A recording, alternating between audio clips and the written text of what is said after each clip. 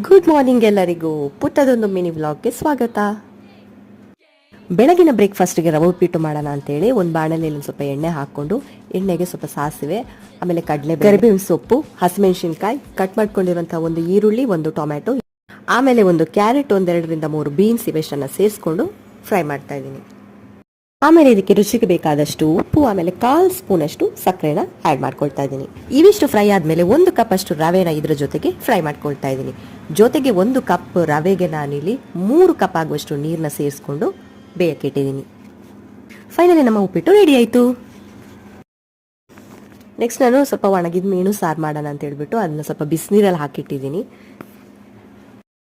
Simple ಆಗಿ tomato ಗೊಜ್ಜು ಮಾಡಿ ಅದಕ್ಕೆ ಮೀನ ಹಾಕಿ ಬೇಯಿಸ್ಕೊಂಡಿದ್ದೀನಿ. ನೆಕ್ಸ್ಟ್ ಇಲ್ಲಿ ಪಲ್ಯಕ್ಕೆ ನಾನು ಕ್ಯಾಪ್ಸಿಕಮ್ಗೆ ಎಗ್ನ ಹಾಕಿಬಿಟ್ಟು ಪಲ್ಯ ಮಾಡ್ತಾ ಇದ್ದೀನಿ.